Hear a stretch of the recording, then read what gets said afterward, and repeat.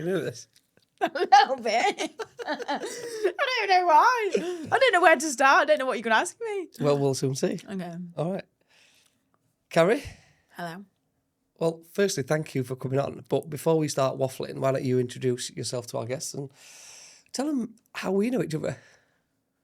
Oh, okay. Do I look at the camera, by the way? You look at me. Don't worry about them. Do I look at the camera? You're here. We're having a conversation. Like I'm on TV. Yeah, I'm Carrie Rose. I am the founder of one of the most famous marketing agencies in the world. And I met you because we share the same lawyer. And he's got me out of many sticky situations before. So that's how I've met you, of building that connection. And actually, because we probably live about 20 minutes from each other. Which Not even that. I don't know where you live. Just Portray. You live in Portray? Missing. Oh, yeah. Nice. 10 minutes. Yeah. So, yeah. We're going to bring that right there. You literally just dropped a mic drop moment there. Which one? One of the biggest marketing agencies in the world. Well, it's most famous, I would say. Not biggest, but most famous. Just quickly, before we get into it, how does that make you feel? I'm really proud. Yeah, I'm really proud. I've gone through a journey of gratitude. I've gone on a journey of gratitude, and I'm very grateful for everything that I've achieved. I'm proud of it, and yeah, I also feel a little bit like I've woke up to this. Like I didn't plan this. Do you know what I mean? I feel like a little bit like I've woken up and I'm running a massive agency with some of the biggest brands in the world, and I'm like, holy shit! But keep going. Let's delve into that then. Okay. How do you mean you just like woke up to it? Where did it come from? Honestly, the business is 6 years old. So it's still a baby in the grand scheme of things. Like most big agencies that do the biggest marketing and advertising are 20, 30, 40 years old, right? So we're 6 years old. We're still a baby. But we're now running the marketing for some of the biggest brands in the world, like Red Bull's my client, Capital One, which is credit cards, Sixt, Bumble. We have some of the biggest brands people can even know about. And for me to work with those brands after 6 years is huge. Like huge. I guess when I started the agency, I thought you start small, right? You think you're going to work with Tim's Tiles, the local tiling business. But yeah, one of my first brands I won was Misguided, which is a fashion brand. We won the contract for both UK and US. So yeah, I think it's crazy to be even saying that I have those sort of brands on my roster. Do you know what I mean? But it all started, very, very long story, but I'm going to kind of say the sexy parts, is I've always worked in marketing agencies. I ended up progressing really fast within an agency in Leeds.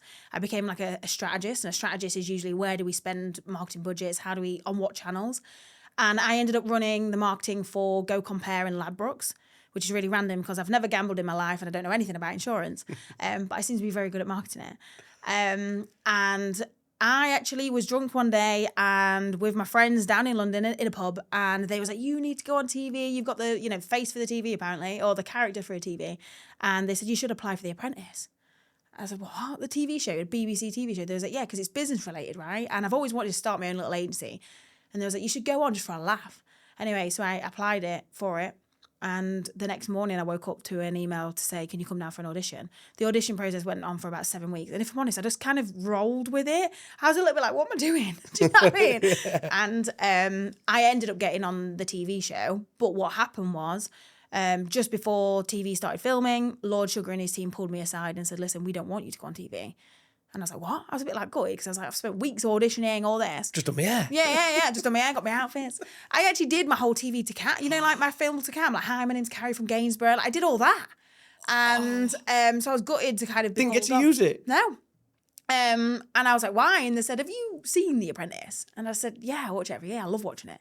It's one of those like series that you scream at the TV. Yeah. Everyone's thick. You're so involved. Yeah. I'm like, you're thick. How can you not get this right? And he said, exactly. He said, it's an entertainment show. And he said, and you've got a really good business plan. Because the thing about the TV show, you actually have to write a business plan for your audition. And on the TV show, it makes out as if you're writing it whilst you're on the show, but you don't. You actually have to produce it before that. And they read my business plan. They wanted to invest it privately. So they offered me money, but they wanted 50%. So Lord Sugar wanted 50%. And I was like, nah, I'm not giving you 50%. And we didn't come to an agreement. And what happened was somebody else actually who knew I was going through the process, kind of semi-part of it, were basically offered me the same amount of money for 20%, so I took it. And that's how I started Rise at 7. I mean, wow, you just unfolded quite a lot there. Quite, yeah. It was a very long story short. Yeah, no, I like that. All right, okay. So we're gonna rein it right back in. Okay. Okay, so we're gonna go Carrie in Gainsborough. Yeah. Born there? Born in Gainsborough. Well, Okay. Lincoln Hospital. All right, so let's go right back then. Yeah. Let's go back to mum and dad. Yeah. Yeah, right back. Talk us through the earliest memories of Carrie that you can remember. I was the sweetest, confident, crazy kid that just constantly played. You know, the kid that just, like, they could sit in the corner and dream. Like, that was me. I was brought up in a council estate. We had six girls, so I'm one of 6. Yeah. Wow. Yeah. One of 6 girls? Yeah, and I'm the youngest. Oh, does that mean you were the spoilt one? No, actually, I was like the neglected one. And I think that's what's made me who I am today. So I think, you know, there was 3 older ones and then 3 kind of middle ones or whatever, and I was the youngest. No boys? No boys. My dad was confident that he couldn't have boys. Apparently, he got kicked in the balls once, and he was confident that one ball was for girls and one was for boys, and he reckons the boy one got kicked. So yeah, he had 6 girls. So as you can imagine, we kind of called ourselves the Kardashians, but the curly cur, because we all begin with C. And I was the youngest of everybody, and I kind of watched everyone go through their journeys as my sisters. And I definitely would say my mum got tired by the end of it, and she kind of then wanted to go and shoot. My mum and dad broke up when I was when I was about 12. So my mum ended up meeting a new man. She ended up focusing on her life. So I got kind of like, right, you have to drag yourself up now. And that was kind of all right for me. It was just a bit of a mad household, but I was quite an independent kid in a busy household. So you're about 12-year-old, mum and dad split up. Yeah. She's kind of moving on. How do you feel at this point? It's like free with fairies, just whatever? No, I was gutted. I loved my dad. So I wanted to go and live with my dad. I used to cry every night. I want to go live with dad, you know, one of those kids. And my mum wouldn't let me. So I used to just sneak off in the night. I don't know, you know. They stayed friends and they was really close. I think it was just, she's my mum. Do you know what I mean? So what did dad do? My dad was a very dodgy man. My dad did everything. He just did stuff to make money. Yeah.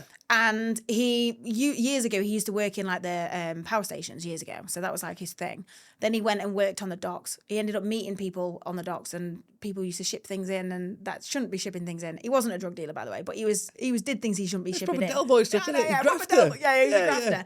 But that's what inspired me, because my dad was the type of guy that we had cash in the house all the fucking time. He never put anything in the bank. Yeah. And we genuinely used to sellotape money to the bottom of the sofa. And I used to have to come home from school and count it all and put it into, you know, if it was a yellow band, it was £1,000. If it was a blue band, it was 10 grand, you know, things like that. My dad sold everything. If he could find something to buy it, he'd then sell it. So he was one of those like guys that didn't necessarily have a career, but that was how he made money. But I was in awe of him. My dad could not do anything wrong. Yeah. Oh my God, I loved my dad so much. Did your sisters get told off and you got away with blue murder? Oh yeah. But my dad used to say, like, I don't know what it is with me. I just used to watch him in awe and just listen to everything he did. From, you know, building relationships with people, doing deals, making decisions, and I just was in awe of him. And he used to say to me, you're different. And I used to believe it. From like 6, 7 years old, he used to whisper to me, I was like, you're different. That's what he used to say. Did he say that to other sisters? No. And my mum and my aunties and stuff, they used to say, he favorited you. Like, you was a favourite. And I never know why. But I think it's because I just did my own little thing and I played, and I was a good kid. Whereas my other sisters were nightmares. They was in and out of trouble with school, getting booted out. They'd come home because they've robbed Curry's or Tesco. Do you know what I mean? You know, just kids crap. Yeah. Whereas I was just I was the soft one that was like, oh, you're not allowed to do that. Kept yourself to yourself. I did. I just kept Was myself you a to myself. goody two shoes? No, I wouldn't say goody two shoes. I was a chatterbox and I answered back. But so I weren't a goody two shoes, but I was good in terms of like, you wouldn't have caught me doing anything too bad. Do you know what I mean? Yeah. I never smoked. I've never smoked in my life, never took drugs. So I was a good kid like that. I think it's because my dad drilled it into me. My dad was this big, bold-head tattoo man.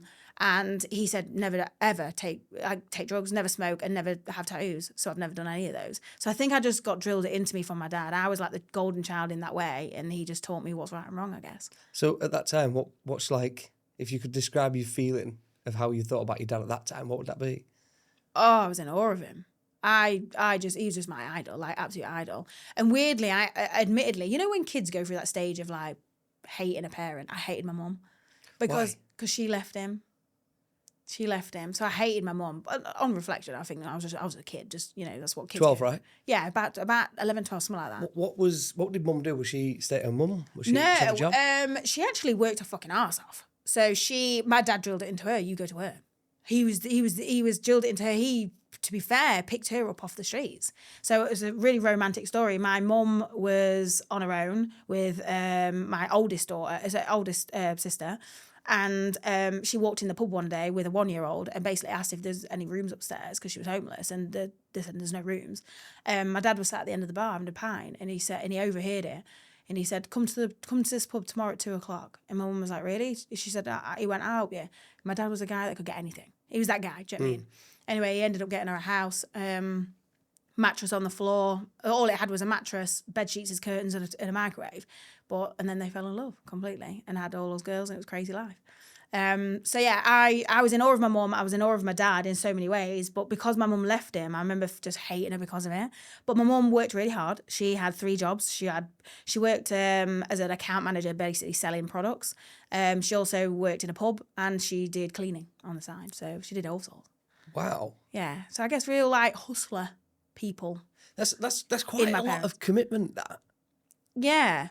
What was the... You got to think, 6 kids, though. Yeah. We had a lot to pay. A lot to pay out, yeah. So Yeah. where, like, mum, daughter time, dad, daughter time, what did that look like? Mostly I was looked after by my older sister. Yeah, so my sisters kind of brought me up. They dropped me off at school. I ended up cooking my own tea. I spent a lot of times, we did things when we can. But yeah, my mum was always at work. And I was proud of her for that, actually. I remember thinking, wow. Because sometimes she progressed in her career, actually. She ended up going to America.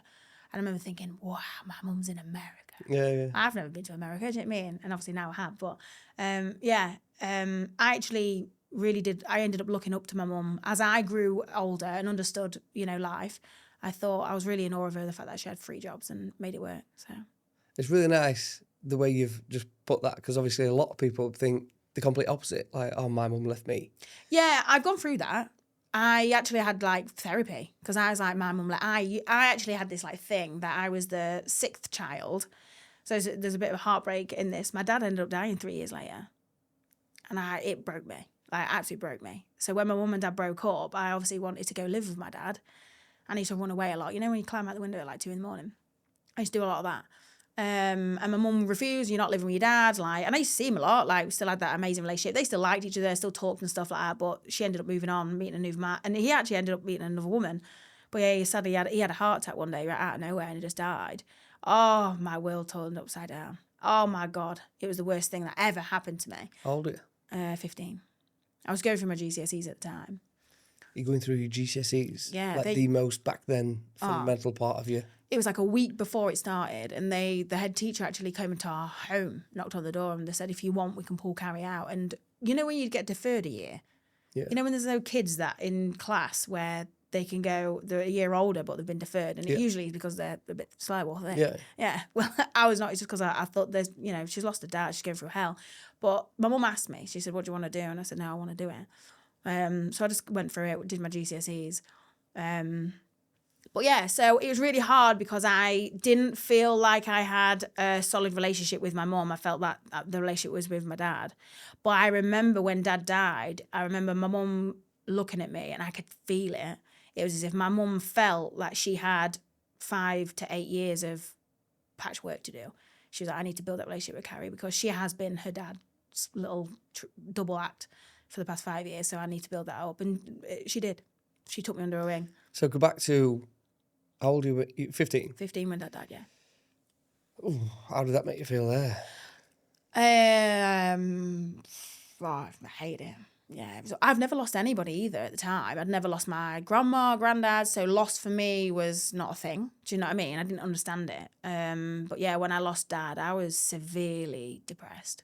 And I'm not depressive in any way. Like I don't know, I'm relatively a positive, happy person.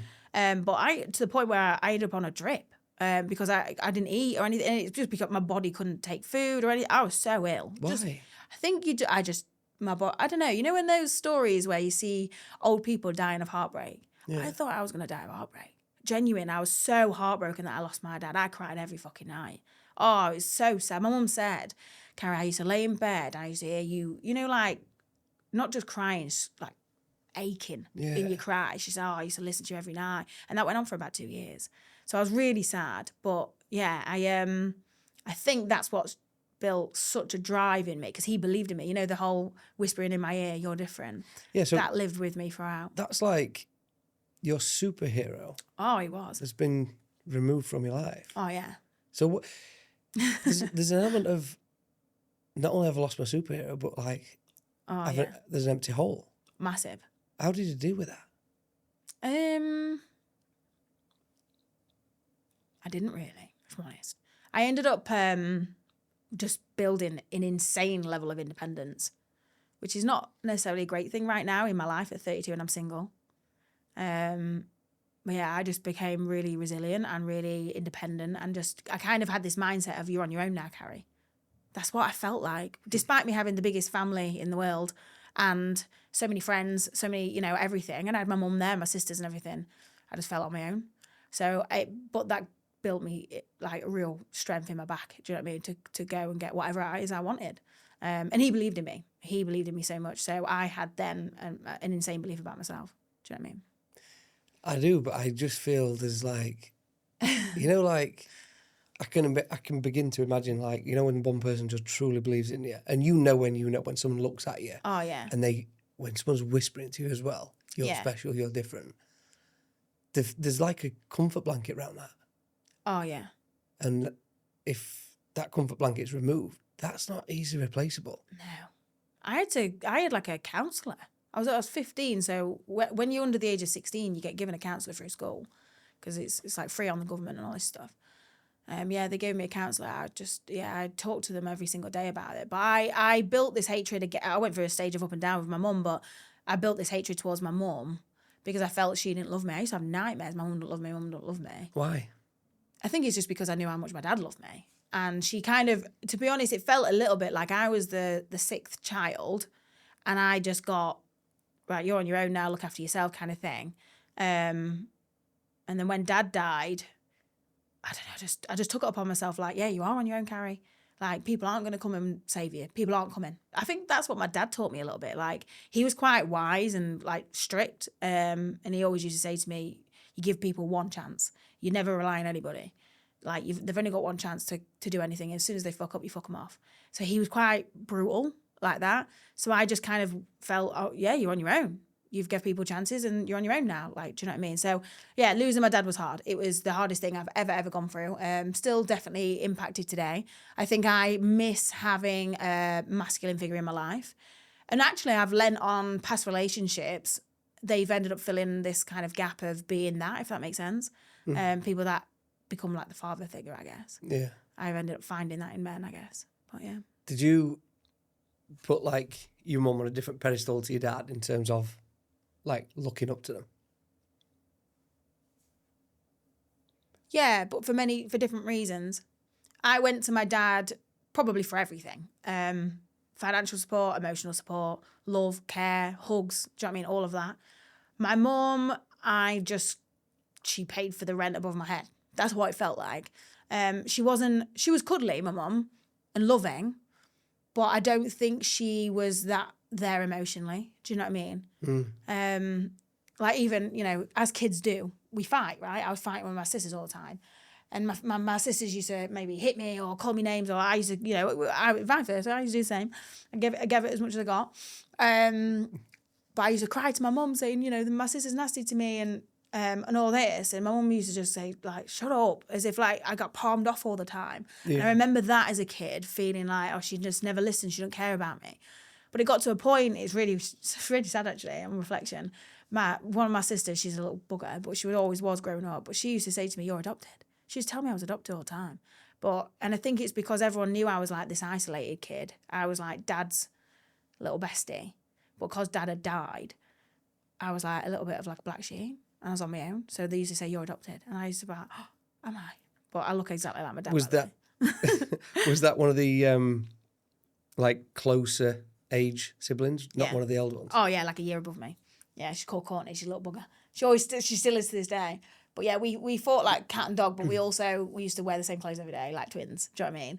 So we had an amazing relationship, and we still do to this day. But yeah, she was not very nice to me growing up.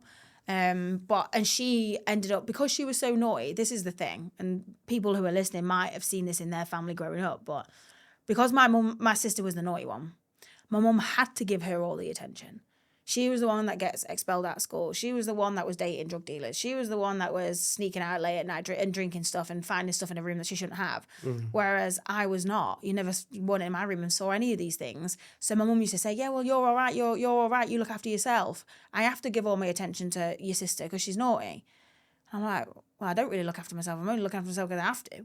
So yeah, that was the kind of relationship I had, I guess, with my mum in that way. Did you start to feel independent? Oh, yeah. I left at 17 and never went back. So that's a very quick turnaround. Yeah. 15. Yeah. One of the worst moments of your life. Yeah. You've lived through 2 years of hell with counselling. Yeah. Did you ever have that youth period with your mum to like maybe repair? No. I feel like I'm having that now, if I'm honest. My mum relies on me big time. Through many things. I'm there for her now more than any of my sisters. I'm there to support her emotionally. I ring her every day. I'm there to help her financially. Like, she's on her own now as well. So I'm like her little best friend now. We go on holiday every year. So we've definitely rebuilt that relationship, which is nice. But yeah, I didn't have that. I just kind of got my head down, cracked on. I ended up going to college, did my A-levels. I did good in my GCSEs, by the way. I'm coming back to this. Yeah, I did good. I did. I ended up doing quite good. So did you do that same year? You chose not to postpone them? Yeah, stay. I want to stay. Because all my friends was going to college. Do you know what I mean? I want to do it with them. Were you influenced by your friends moving? What do you mean when I left? Well, like if you'd have had to defer, you'd have had to stuck around for another year, and your friends would have gone. Yeah, no, yeah, I wanted to stick with my friends. Was you motivated to do your, GCSEs because of your friends, or it was Probably. Okay. And also, I think maybe not. I didn't want anything to prove as if anything held me back. Do you know what I mean? Yeah, that's nice. Yeah. Yeah. Oh. But 15 to 17, right? You literally. Did you have any thought about what mum would feel if you left? Or did you think, no, I'm going? I'm off. Yeah. Really? What it's a crazy story. So I went to college, did my A-levels. I ended up doing really well. I was a smart kid. I was one of those that talked in class all the time, and my teachers used to have a go at me all the time. So, you're distracting everyone. I was like, that's their fault. Problem. That's how I used to think, do you know what I mean? And they're like, you're getting A's, and these are failing because you're distracting them. I'm like, that's because they're thick. Yeah. That's the attitude I had. Yeah. It was awful. But yeah, I ended up doing really well. So I ended up getting A's and B's and stuff in my... And my teachers used to say I'm a top blagger. That's what they used to say. I love that. I know. I was like, well, thank you. Yeah. Cheers. Yeah, cheers. I'll take it. Yeah, so I ended up doing really well at my A-levels, and I had this tutor in college who kind of looked after me. She knew about my dad passing. She knew about me probably coming from not an amazing background, so she kind of took me under her wing like a little bit of like a mum, do you know what I mean? And she said to me, Carrie, she sat me down. She said, what are you going to do after college? I said, I don't fucking know. What do people do after college? I had no idea. I didn't really have a vision or a dream or when kids dream, I want to be this when I'm older. I didn't have any of it. I was like, I don't know. What do people do? I said, well, usually they go to university. So what's that? Never heard of it before. Where were you living at this point? Gainsborough. You'd left home? No, so I was still in Gainsborough at that time. That was at 16, 17. Right, okay. Yeah. So I was just come out of my GCSEs. I'd gone into college. Yeah. It was 16, 17? Yeah. And yeah, she said, you know, after college, most people go to university. I've never heard of it. Didn't even know what it was. She says, well, it's basically another college, and you know, you go live in a city. If you want, I can help you apply for some because you got really good grades. I reckon you can get in. I was like, yeah, that sounds good to me. I was thinking that was my ticket out of here. Do you know what I mean? That's Did how. you want to leave? Yeah, I think I did. Why? Don't know. What were you chasing? I'm still figuring that out today. I'm still running away. What are you running away from? Don't know yet. I don't know yet. What are you running away from? I have no idea. I honestly, I question this every single day. I don't know what I'm running away from. I think I'm scared of being on my own. Going from a big family of loads of sisters, losing my dad, I think I'm just scared of being on my own. So I end up just, when I find myself in a situation where I may be on my own, I just jump on a flight. You'll see me on my Instagram always away because I'll go and find someone or something to make me feel, I don't know, alive. I don't know what it is. I don't know what I'm running from. I'm still going through that 100%. And I'm trying to find a place and build a place where I need to stop running. Do you know what I mean? I need to build home. That's what I'm trying to do. What does home look like? For me, safety. Oh, I thought about this one. I know. I thought about this one. When you know how I used to say I want to live with Dad? And I used to climb out the window at 2 a.m. and go to Dad's. I always remember, I'm picturing it now. Walking into my dad's living room. He used to be laid on the sofa all the time, arm up on the thingy, watching TV. I used to lay next to my dad, leaning on him, watching shite on TV. But I felt so safe. I felt safe from my sisters, from my mum, from anyone trying to get in my mind, from my own mind. I felt nothing could get to me, not even my own opinion. I felt so safe with my dad, physically, mentally, financially, in every single way. And I think that's what I'm trying to find. I'm trying to build safety. And that's what home for me is. Like, home is you could shut the door and nothing can get to you. And I'm trying to build that right now. Do you know what I mean? It's quite interesting because I know, obviously, behind the scenes what you've got going on. And yeah. you are safe. I am in many ways, financially, all that jazz. I think it's what I hate is losing people. Yeah. I hate losing people. I have the massive fear of losing people. So if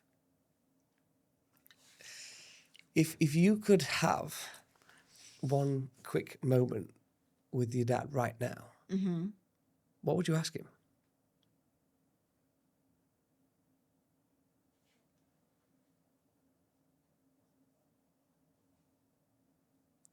Do you want to know the first question that came to my mind? My first question that came to my mind was a selfless one. I don't need to know if he's proud of me. I already know that. Do you know what I mean? I just want to know if he's all right. Yeah. That's what I would ask him. Are you all right? Because I think my dad was on his own. He went from living with 6 kids and fucking, crazy life to, no, you kids are staying with me. And he was on his own all the time. So I used to run to his because it was peace, it was whatever. So when he died alone and I hated it. Yeah, so I think I'd just ask him, are you all right? I think I'd just be like, you know what I mean? I think that's what I'd ask him. But, Well, what do you think he'd say back?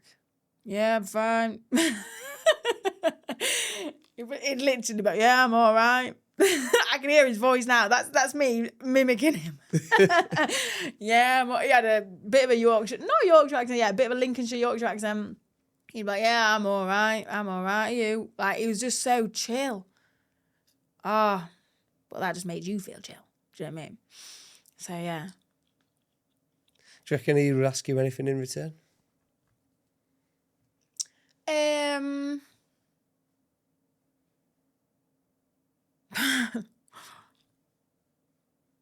What would he ask me?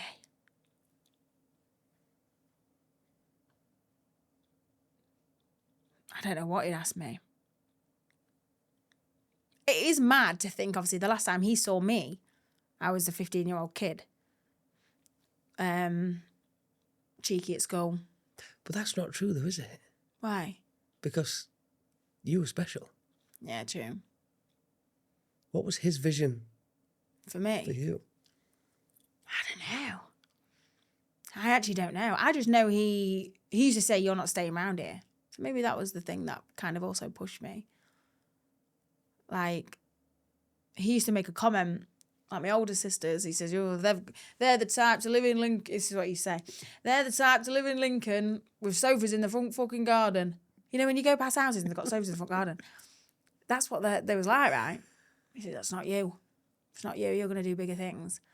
So he never really kind of pushed me down a route. It's not like he pushed me to be like a nurse or a teacher or, you know what I mean? It's not like he pushed me down a route. He never pushed me into anything, actually. But I was one of those kids that tried everything. Like, if there was a fucking class, I'd be in it. Whether it's football, netball, cricket. Oh, I even played chess. I was like one of the cool kids at school, but I was played in chess. And these days, if you're playing chess with the geeks, do you know what I mean? And I'd be like, yeah, but it's smart. It's a smart game. I used to love playing anything. If I could be part of a class or part of something, I'd do it. Snap. Yeah. So I think I just tried everything and see where I fit the most, where am I good? And then, and run at that. So it's not like I knew for years that I'd do what I was doing. I didn't actually ever think I'd be a business owner. It's never been a thing on my mind. That kind of just happened. And that's what I mean by waking up and being here. Do you know what I mean?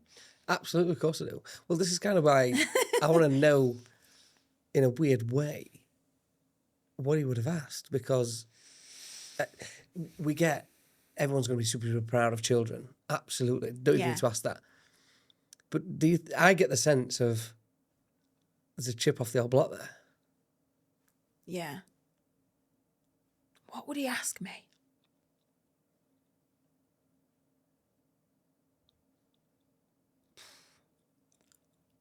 I don't know. I don't know what he'd ask me.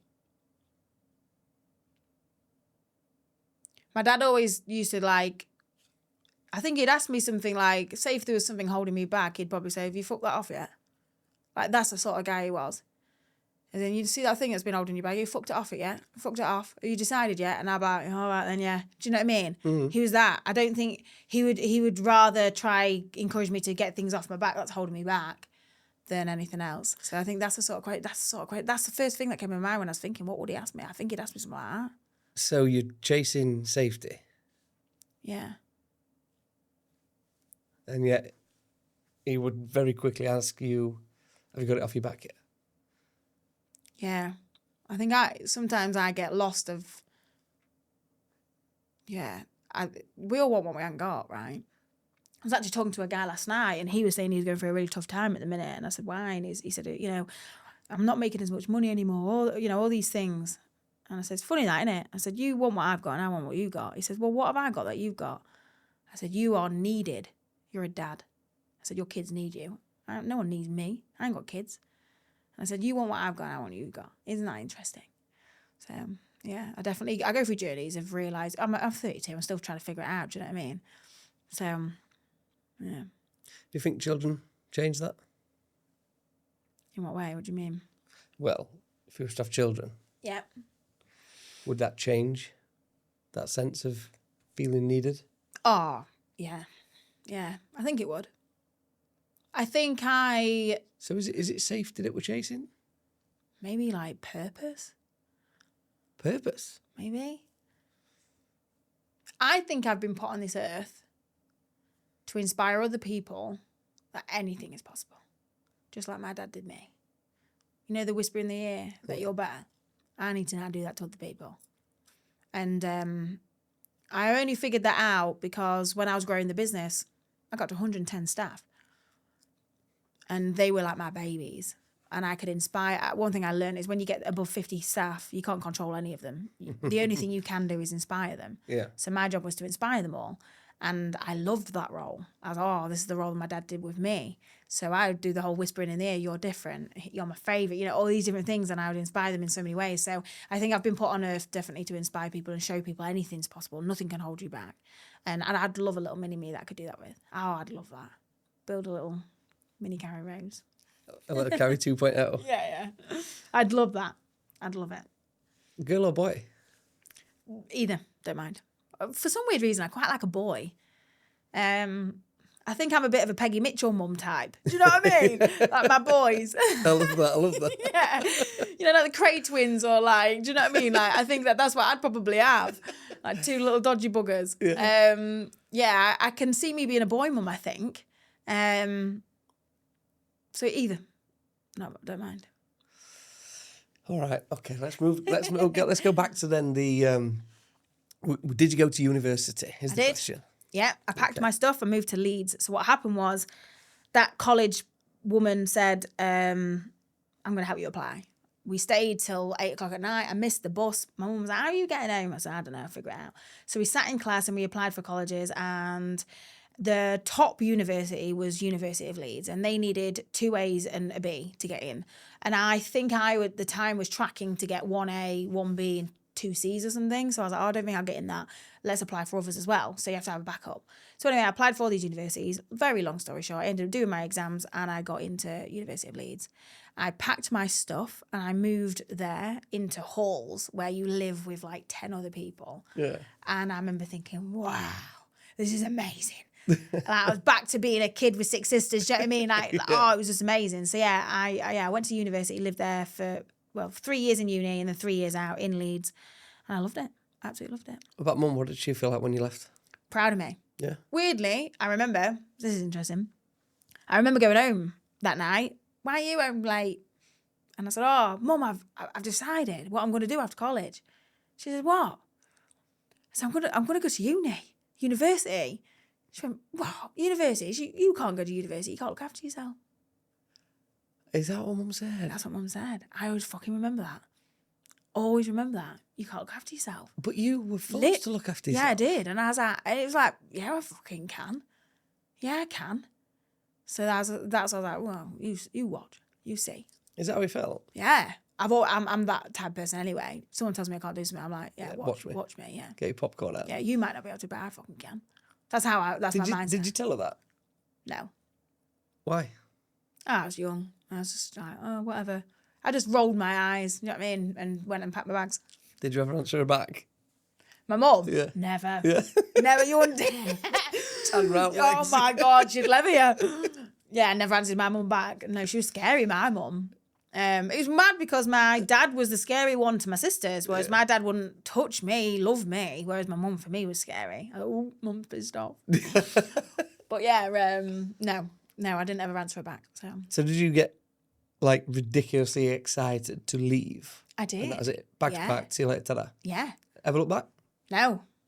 Wow. Yeah. Cold. Oh, my life's drastically changed.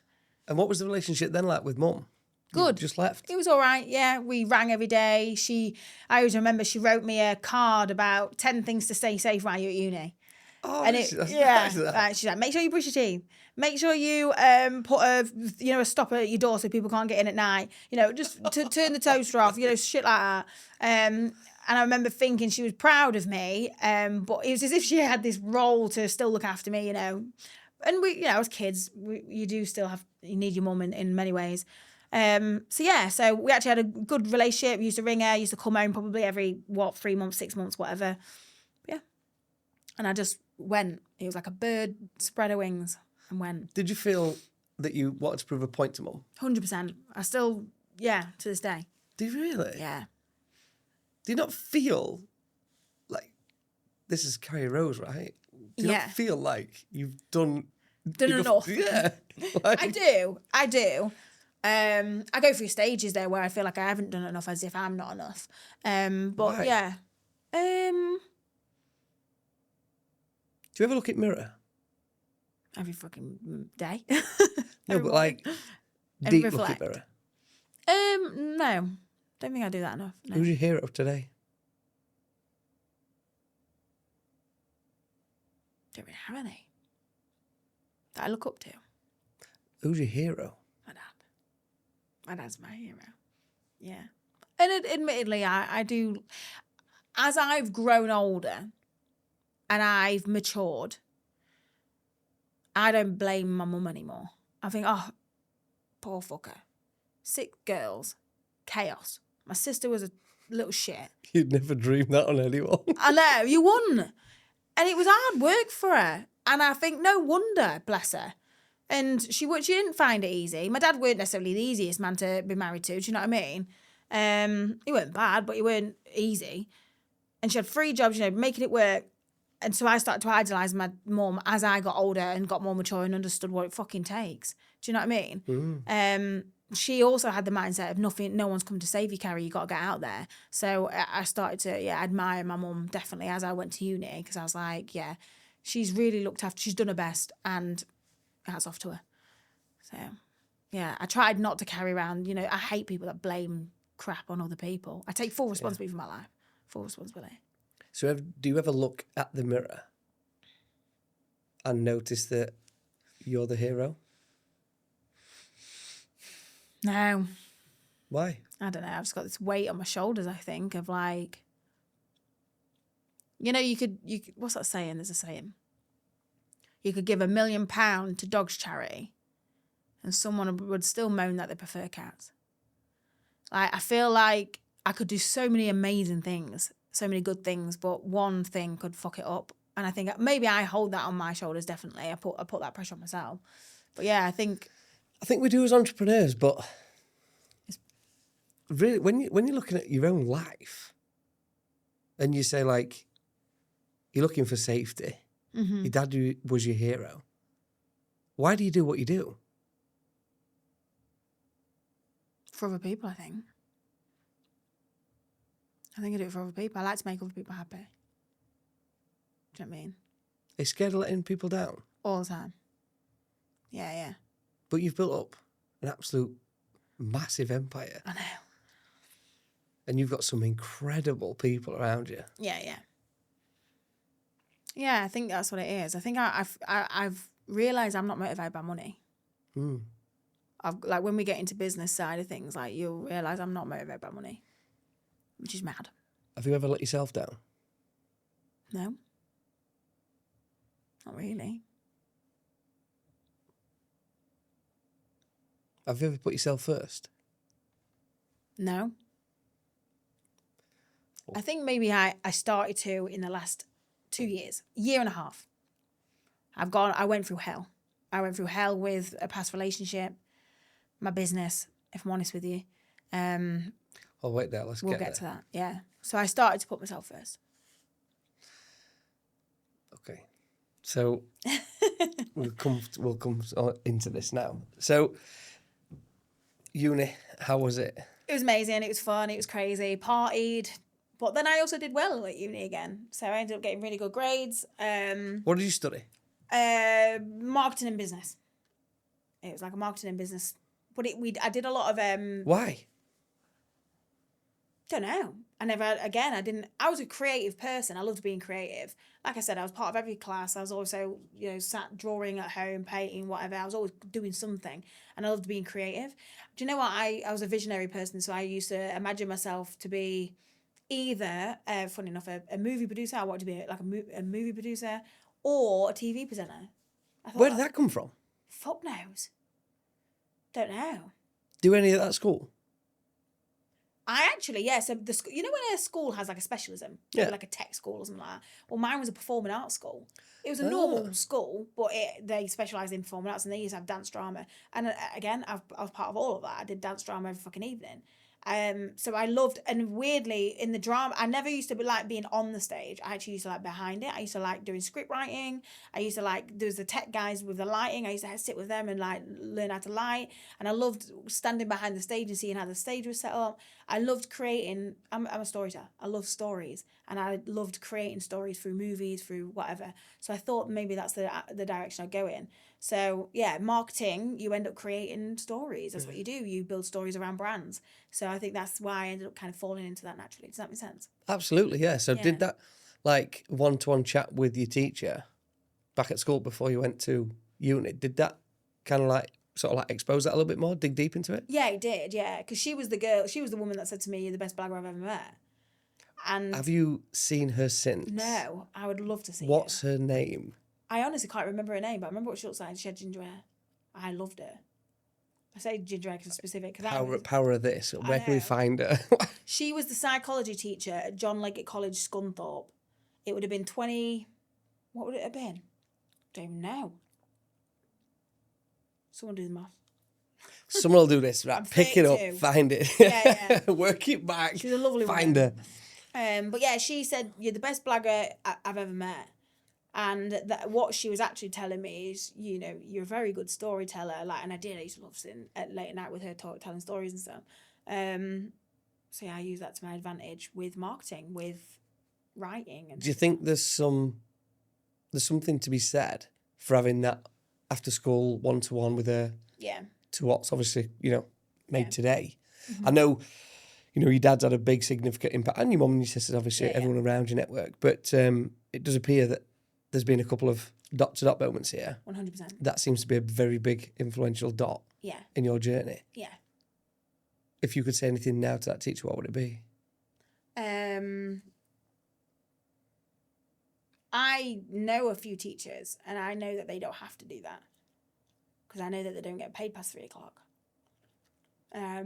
So I would have said, you didn't have to do that, but thank you for doing it. Yeah, I think at the time I remember feeling special from her. Like, she spotted something my dad did. Do you know what I mean? And she wanted me to win, but she also saw naivety. I was so naive. I was like, when she said, "Oh, Carrie, what are you going to do?" I was like, "I don't know. What do people do?" She was like, "Uni." I was like, "What the fuck is uni?" So I think she just loved my naivety. She was like, "I'm going to help you. Do you know what I mean? I'm going to put you on this little path, and I know that when you're on it, you're going to fly." So yeah, I'd say thank you. I love that. It's like you were this ball of such a sweet, innocent girl, but a lot of drive. Oh, I did have a lot of drive. People always ask, where does that drive come from? And it's not because I wanted anything. It's because I was maybe scared of going back. I tell you, there's this thing I studied, psychology. I studied psychology at A-level. And there's a well-known experiment where they have a rat. This is relevant, by the way. There's a rat, and what they're doing is they're testing drive. Where does drive come from in humans? And obviously rats replicate humans in many ways.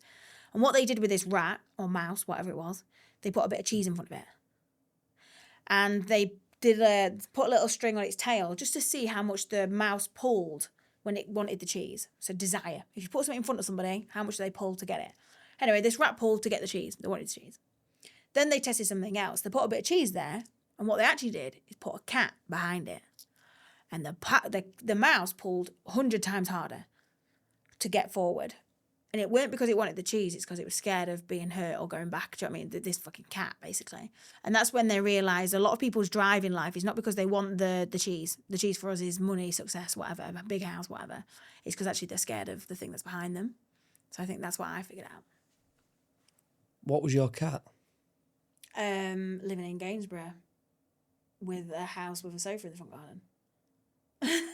Really? Yeah, I think I just and not proving to my mum like that I could do it when she told me I couldn't. Do you know what I mean? That was the thing I was running from. Did you ever battle with yourself that your dad was saying you're special, you've got something, your teacher's definitely telling you, Yeah. but then obviously your mum's saying no chance? No, I think my dad got in there early. I think my dad got in there very early and made me believe I could achieve anything. And I believed I could achieve anything. I always remember there was this, in drama when they do these like weird things where they tell you to like visualize how you're feeling right now. So but anyway, there was this class once in drama and they said, right, we all want you to choose a group of 3 and we want you to write down how you're feeling in your life and your position in your, as you grow through school and stuff like that. And we all there's a group of like 30 of us. And anyway, all these little groups, and everybody showed like somebody on the floor feeling not good enough, feeling like down, and somebody telling them they're not good enough. You know what I mean? They all felt like they didn't have the confidence. Do you know what I visualised when it comes to my scene? I was in a marathon. I had visualised people stood in like a London marathon. Yeah. And there was clapping people along. I was running a marathon and people were booing me and I was at number 1. That's what I visualised. I visualised no one wants me to win, but I'm fucking running this race. That's what I visualised in drama. How mad is that?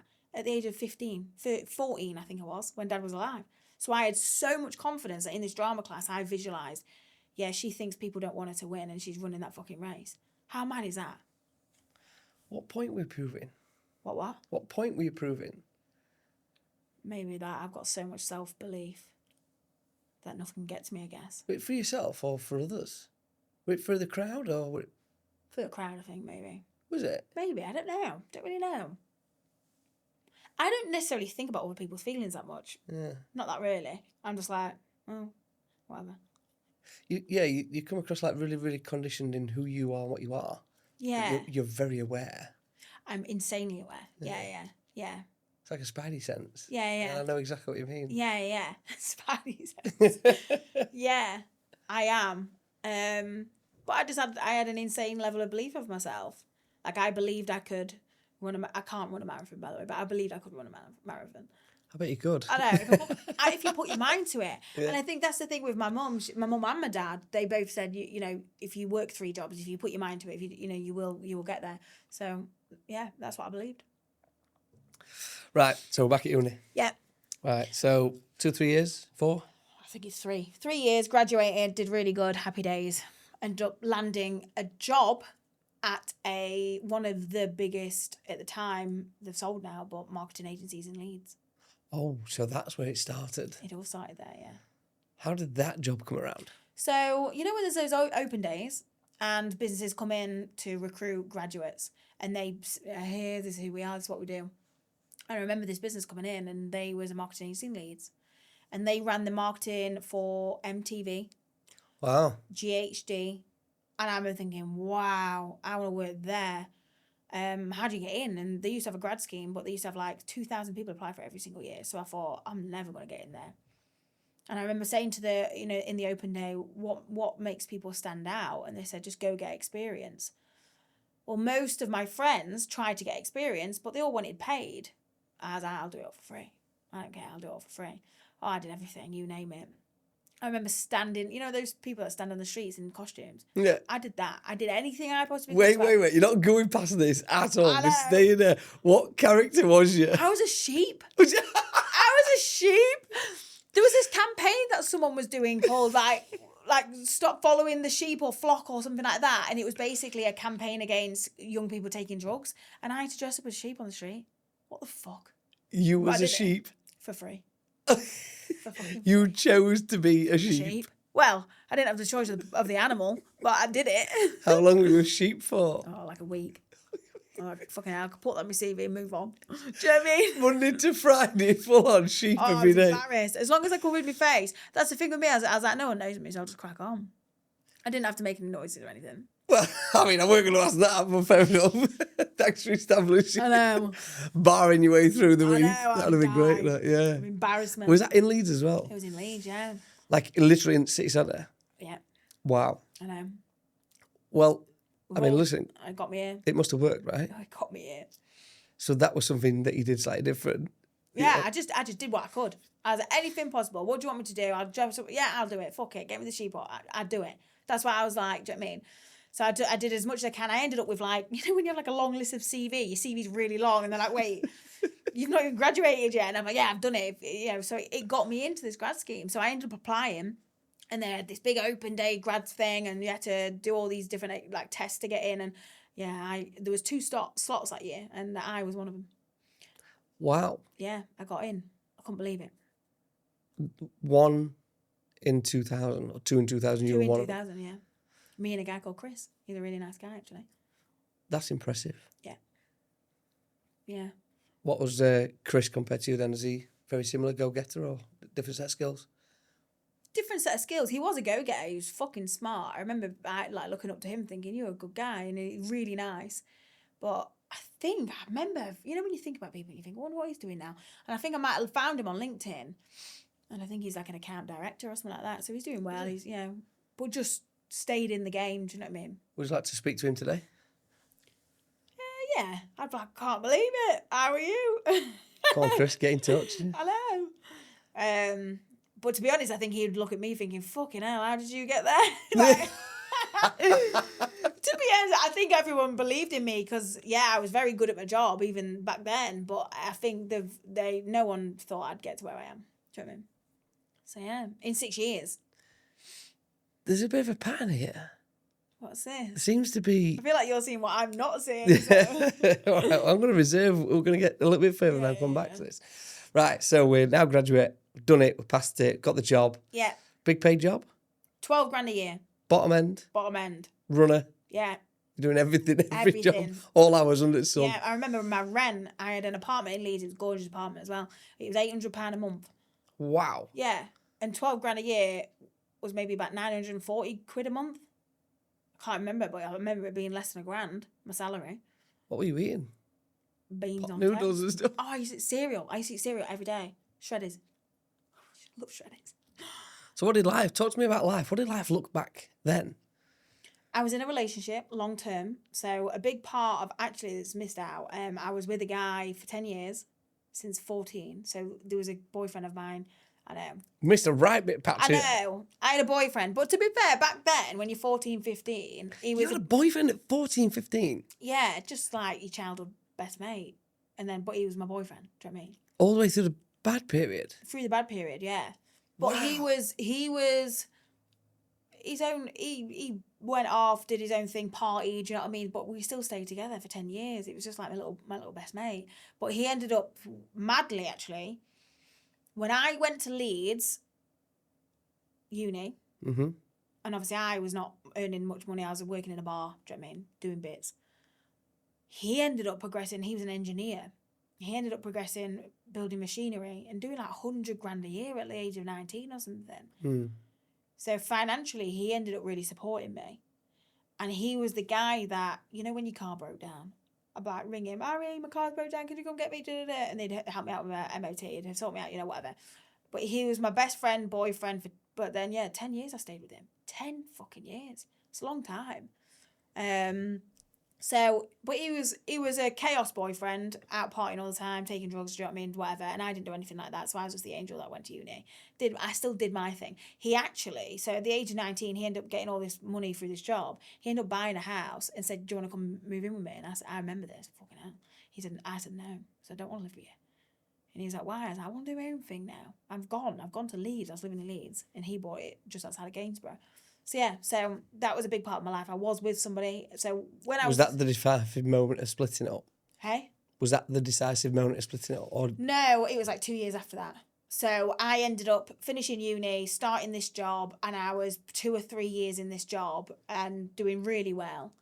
And I think he wanted me to be this stay-at-home wife that cooked, cleaned, and... Really? Yeah. Well, to the point where I'd get home from work and he'd be at mine or whatever, or I'd be at his, go to his, because I used to stay at his all the time.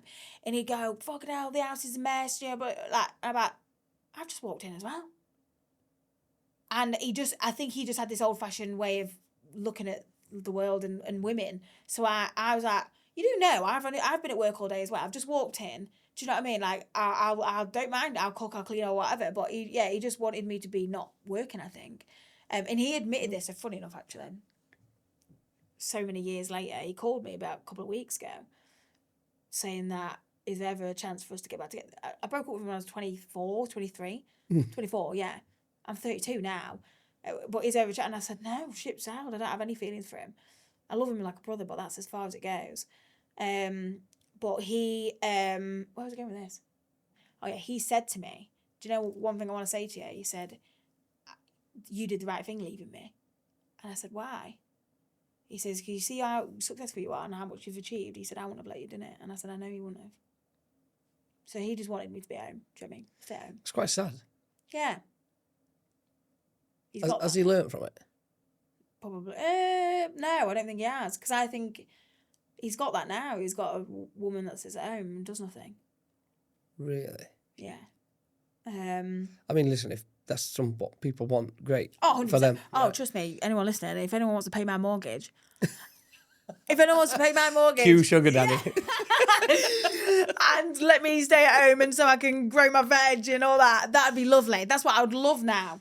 But yeah, I think, these strong, independent women, I'm gonna be the voice of so many of us. We don't want to be strong, independent women. We want someone to look after us. I want my dad back. Do you know what I mean? But we haven't got it, and we've got to go fucking out and get it. And for some weird reason, I've ended up building a multi-million-pound business, and now I'm here, and I'm gonna have to figure it out. That's how I feel. What was he like? Was he supportive through the hard times then? Harry, Boyfriend. Bits. But no. Bits, but no, do you know what I mean? We was kids, though. I also don't blame him. We was kids. 14. Yeah, just dealt with it. Yeah. Wow. I know. So, yeah, so I, was in this career, in this agency, progressed there really fast. I stayed there for 5 or 6 years. And that's where I learned all of my trade. It's where I got thrown onto working on massive brands. That I started working on GHD, then went on to doing Go Compare, Ladbrokes, and What was the work pattern like? Were you just, did you just work or did you party hard as well? I've never been a much partier, if I'm honest. I don't drink that much, I don't party. But I travel. I love travelling, I love holidays. So as soon as I built up a pot of money, $1,000, $2,000, whatever, I'm like, right, should we fuck off? Yeah, let's go. I've done like Bali. I've done, Philippines, that sort of thing. Yeah. I've done Europe. So yeah, I was not much of a partier, more of a traveller. So I never really did the whole partying, young girl, like loads of boyfriends. I never did any of that. I just was, career and travel. That's what I've always done. Was you always like obsessed about work? Or was it actually a really good balance? You managed it really well? Back then, I had a really good balance. Yeah. But then when I started my own business, doing what I did, is when I completely lost the balance. All right, let's jump into that then. Wow. Yeah. So wait, 5 years? 6 years. So you were 6 years in a job. Oh wait, yeah, 5 years in that job. Yeah. So 5 years in that job. Was there anything else after that before you jumped into Rise at 7? No, the only thing that it was is I ended up getting a bit of a name for myself in a good way in marketing. And I had a few people call me up saying, hey, you're doing Go Compare, you're doing Ladbrokes, all this.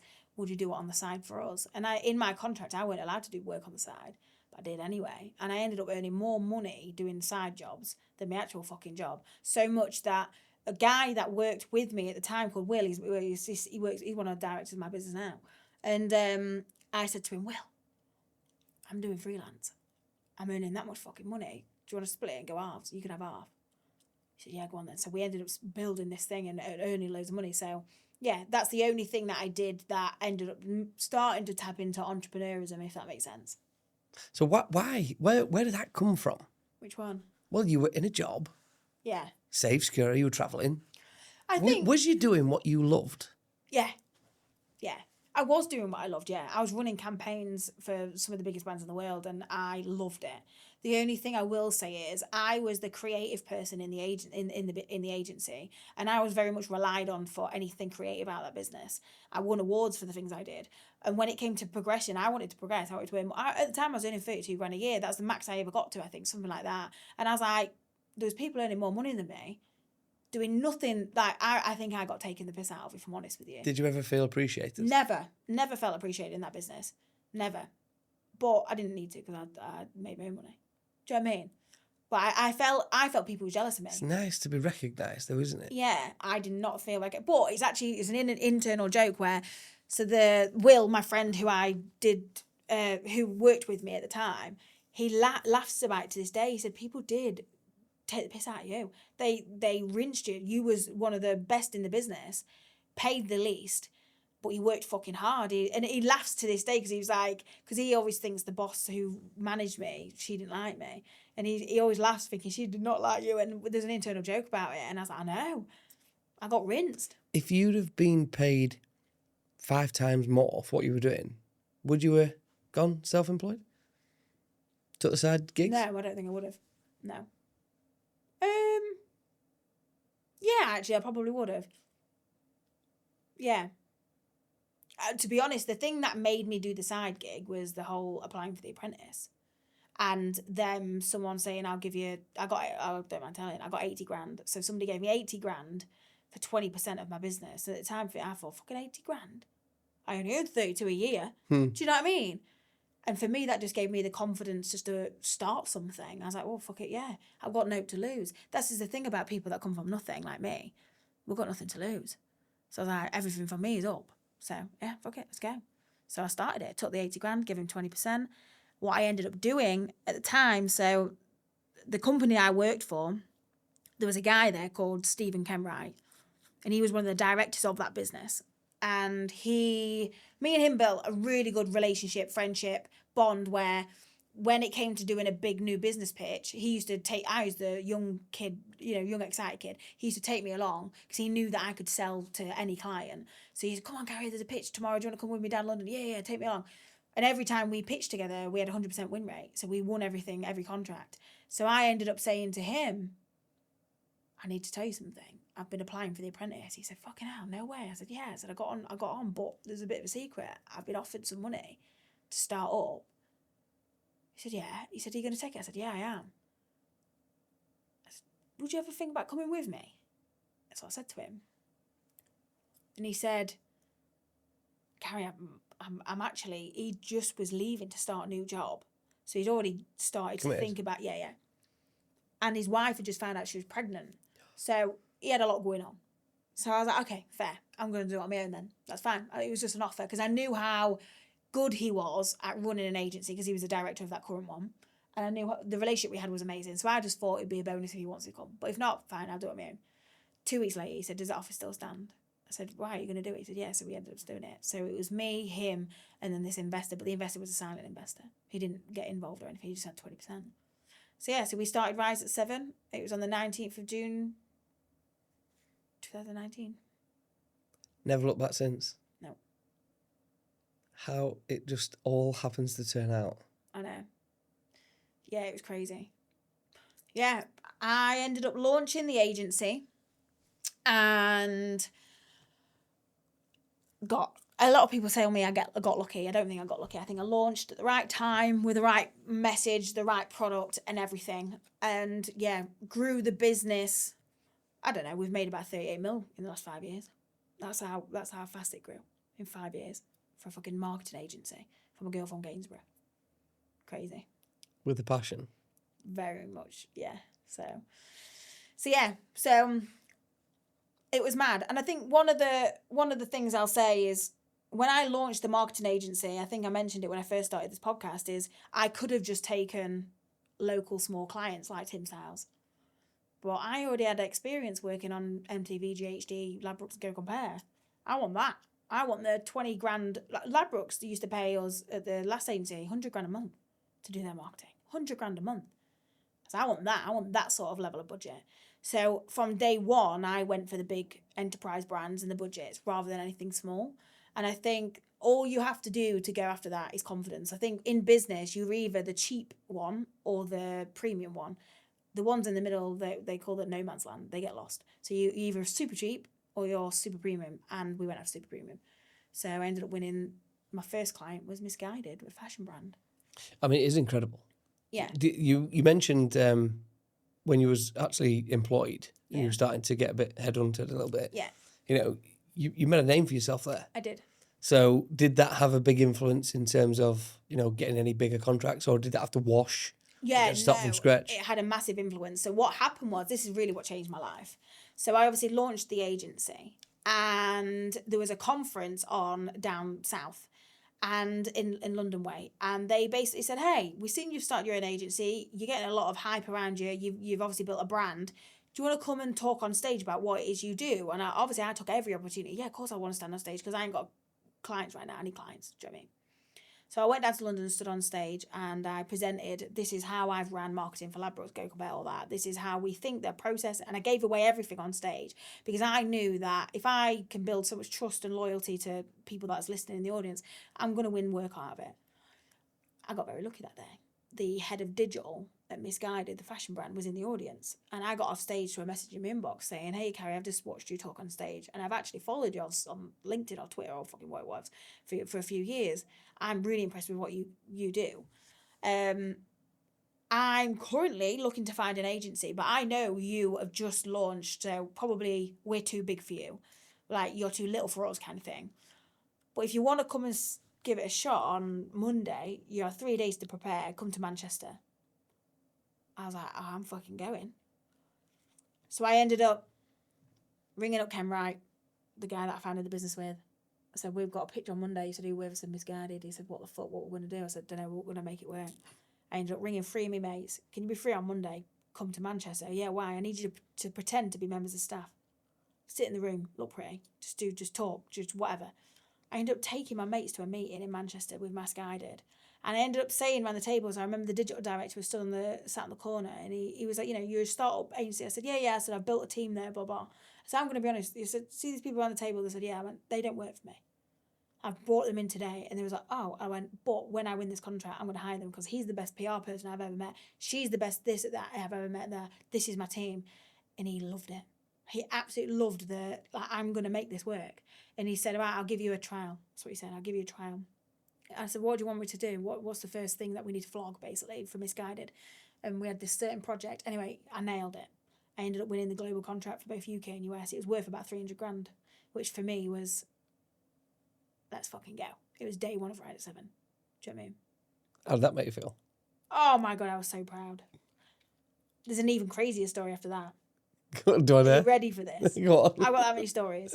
Let's go. So I won the global contract for Misguided, UK and US, right? I was so proud. It even made the news, and the news in marketing world, do you know what I mean? There was like a publication of like, bloody hell, there's this agency called Rise at 7 that's come out of fucking nowhere and they've just won a global contract with Misguided. They seem to be good. Let's keep an eye on them. We was literally just about to kickstart the work for Misguided, ready to fucking go. And my phone rang. Guess who it was? The digital director of Boohoo Group. Pretty little thing. Oh. We've just read the news. We've never heard of you guys, but we've seen that you've just won Misguided. We want you to not, because we was going through the legal, still signing the contract. We want you to not sign that contract and we want you to sign with us instead. And the budget's £1 million. That's what happened. Genuinely, that's what fucking happened. Wow. I remember where I was that moment that happened. Where? I was literally sat in my office and there was these like tiered stairs. I was sat on it. Where? Leeds? Sheffield. Oh. We opened an office in Sheffield randomly because I had in my contract it said I'm not allowed to start an agency within 20 miles of Leeds. So I literally got a ruler and said Sheffield then. Really? Is that what you did? That genuine. Yeah. I was like, well, that'll do for now. It's close to home. Yeah, and also it's cheap rent. Cheaper than staff, Leeds. cheap everything. Yeah. Why not And done it? No competition. Do you know what I mean? Yeah. So I went with Sheffield. So yeah, we got offered £1 million to not sign the contract with Misguided, and to go with Pretty Little Thing Boohoo Group instead. Before you answer, if you did or didn't, what was going through your mind? I couldn't fucking believe it. I thought, no. I remember at the time feeling it was too good to be true. Do you know what I mean? I don't believe it. What if it all fucks up? What if I lose both? Like, I was so petrified. I was thinking, no. But I also thought, fucking go on, this is it. Do you know what I mean? Come on, tell me. How did you feel? Oh. Were you buzzing? I was buzzing. I think I definitely cried. I cried. Did you really? Yeah. I remember Why? out of like pride, out of excitement. Yeah, I was just so proud. I was like, fuck. And also, Who did you tell? Everyone. Did you really? Yeah. I was just thinking then, did I ring my mum or family? I didn't ring them. I'm going to post this on my Instagram. That was my next question. Did you tell mum? Did you tell your I sisters? don't think I did at the time. No, I don't think I did. But I also felt that they were so far removed from my business, they didn't get it. They just didn't get it, so it was pointless telling them. They didn't know what the fuck that meant. Do you know what I mean? Who did you have around you? No one. Just you and your colleagues? And Just me and my colleagues, yeah. Yeah, I was just, yeah. were you working to live? Living to work? Living to work at the time. So this was literally everything to you then? Oh, yeah. It was my life. But I loved it. It was my baby. I loved it. It's a right buzz, isn't it? Oh, it's a buzz. It's the best feeling in the world.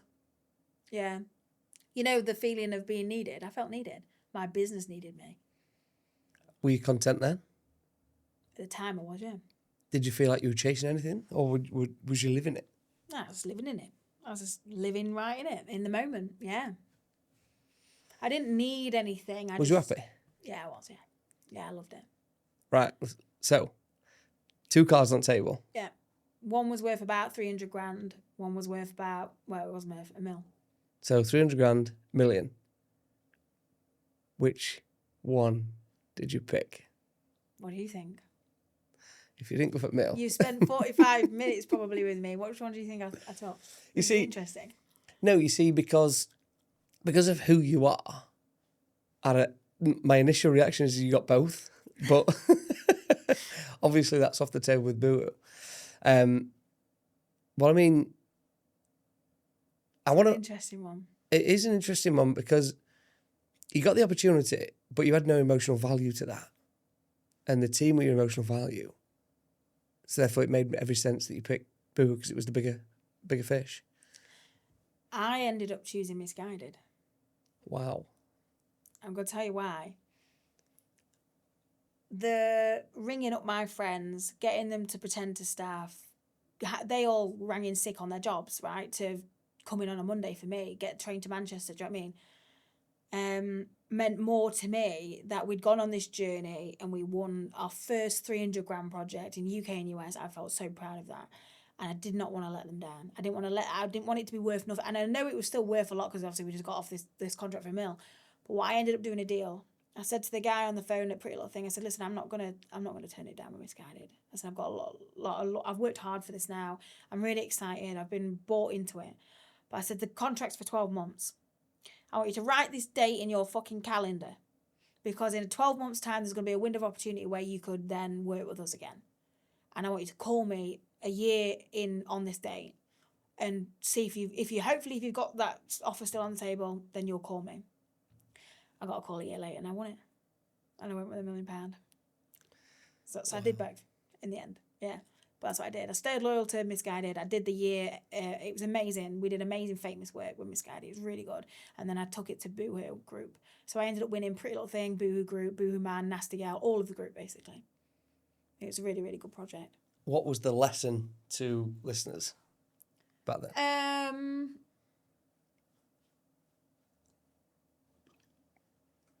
The lesson I learned at that time is if people want you, it'll come back round. If people want you, they'll pay it. And I think we often make decisions in commercial deals where we're like, oh no, what if they don't want me? If they want it, they will. And if they don't want it, they won't. And that's the thing I learned is like, yeah, they'll wait a year. And they wait a year. So it's all right to make decisions like that and it'll pay off. I ended up getting a better, respect from my team probably from Misguided as well. Funny enough, the Misguided head of ended up going to do you know Sneak Energy? No, I don't. It's like an energy drink brand. She went there. She took me there. So I ended up getting taken other places, winning other contracts off the back of it. Another girl, she went to Look Fantastic, which is a beauty brand. I ended up winning that. So I ended up getting more work because I stayed loyal. And then obviously still won the Boohoo contract. So yeah, I think when people want you, they'll come back and they'll pay it. So yeah, you got to have confidence. Confidence and loyalty seem to be a big standout. Huge. Big there. Yeah, for sure. How is you feeling now then? You're bossing it. Yeah, it's doing really well. The business is doing really well. Yeah, we're making just over 9 mil a year. I've got an office in Sheffield, Manchester, London, and New York, which is fucking mental. I expanded out to America 2.5 years ago. Yeah. And I've built that to be doing just about 2.7 mil we've done this year. So in 2 years, it's doing really well. Yeah, this should come out of nowhere. Out of nowhere. And now it's like, whoa. Whoa, yeah. And that's how I feel about my life, if I'm completely honest. Like, anybody that's listening, like, I didn't plan this, by the way. It feels like it's just happening. But I'm just very good at my job. So here's the question, right? What's the next thing? Yeah, what's the next stage of Carrie's life? Because, like, you are literally in nappies. Yeah. You know? Are you still that little girl? I am still that little girl. Yeah, I've realised, like, I have no ambition to be a Fortune 500 CEO. None. I'm all right making what I make. Yeah. Do you know what I mean? I want my business to live beyond me. So I do want somebody else to take that off my hands, buy it off me.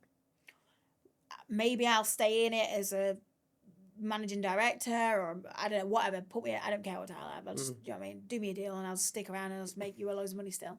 I'm just not motivated that way. I'd like my business to live beyond me. And I would like to go and be a mum. I'd love to be a wife. I'd love to have chickens and grow veg and invest in me. and bring and build peace and home. That's what I want to do. And I think, we met maybe a couple of months back, and one of the things I really want to do is get into property, more Airbnbs, that sort of thing. I like to build experiences for other people. So yeah, that's kind of what I dream about for the next 10, 20 years. That's what I'd love to do. It's really, not only is it inspiring, obviously, listening to your life, obviously being front and centre right now. Yeah. But like looking at the whole big picture, there's been quite a big story from like your dad literally whispering in your ear, "You're special." Yeah. And you are. You've proven that. You're living it right now. I'm sure if he could look at you, he's proud, obviously. Yeah. But being able to literally whisper in your ear, is he going to say, "I told you so"? Yeah, I think he would, yeah. Told you. I just hear his voice when I think about him. Oh, told you. That's what he'd do. Yeah, he'd be insanely proud. Yeah, he'd actually be thinking, "What the fuck? How have you done that?" And he knows. I think he knows how I've done it, and like, I'm capable of it. But I think, yeah, it's probably. To be honest, I've outgrown my own expectations of what I could do. Did you have expectations? I'll tell you this. In my first year, when you do a business plan, you're like, Yeah. This is what I want to do in my first year. Fag packet. Yeah. In my first year, I think I said 300 grand. I said, I want to do 300 grand. Well, I did that in one contract with Misguided. And then I ended up winning, I can't remember what other clients. I won loads of contracts my first year. But yeah, I thought, I'm going to do 300 grand. Well, I hit 300 grand, and then I was like, okay, maybe I'll do 600 grand. So I put the target at 600 grand. And I said to my team, I think we was joking in the office one day about, like, do you reckon we'll do 600 grand? We could be doing 600 grand. And I said, if we do a mill, I'll take you all to Ibiza. That's what I said. If we do a mill, I'll take you all to Ibiza. We ended up in Ibiza. We did 1.5 in our first year. 1.5 million. I couldn't fucking believe my eyes. So yeah, I set the bar of 300 grand and I did 1.5 mil. I just thought it was fucking mental. And if I'm honest with you, a lot of people say, what is it that made you be able to achieve that level of success and growth in the first year?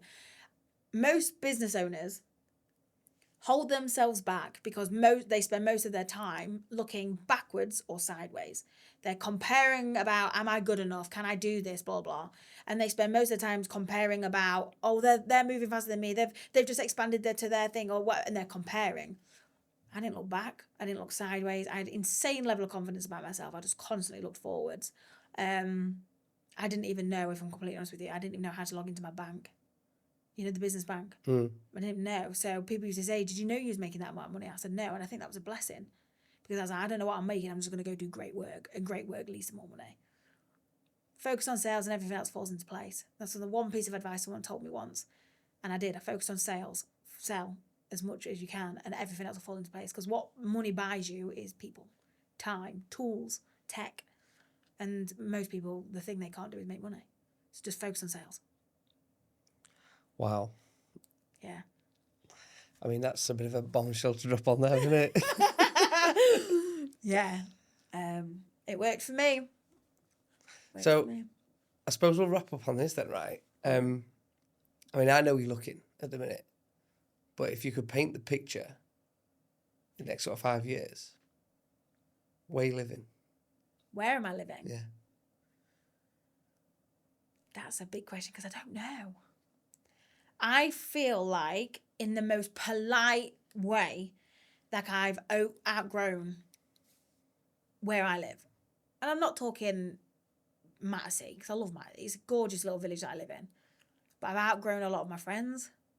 I've outgrown to the point where I don't like see a lot of them anymore. But there's not a lot of, I see them, go for dinners, look after their kids, go for walks, whatever. But I don't have a level of connection with them that, the conversation is about, oh, have you heard about this person having an affair? I'm like, I don't care. I just don't care. I've outgrown a lot of it and it's time for me to move on. It's time for me to go and spread my wings and go to somewhere that is going to make me feel home and that I can grow. I need community. I definitely need community. That's what I'm craving. So I'm currently on a mission to find that. I did think about moving to America, but I've decided against that. But I'm looking at maybe down south, maybe Cotswolds, maybe Manchester. I'm looking right now. I'm currently in that stage of my life. Why not build it? Recreate. That's what I want to do. I want to build my own house. I don't want to buy something. I want to build my own house. So yeah, I keep looking for land. The thing is with land, it's not like you can choose a place and then go, yeah, let's buy land, blah, blah. You have to go and find the land. The land draws you to a place because land is rare to get and it's very hard to get. So I think I'm starting to be a bit more flexible about where. Do you know what I mean? And I am flexible, actually. So. Yeah, it's because you start talking kids, children, business. There's a lot to consider there, isn't there? Yeah, there is. There is.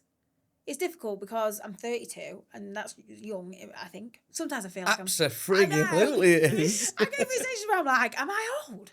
Like, am I like getting on now? And I'm like, no, I'm 32, fucking hell. You've got no commitments, Carrie. It's a blessing that what position you're in. So, yeah, I'm 32, I'm single, I've got no kids.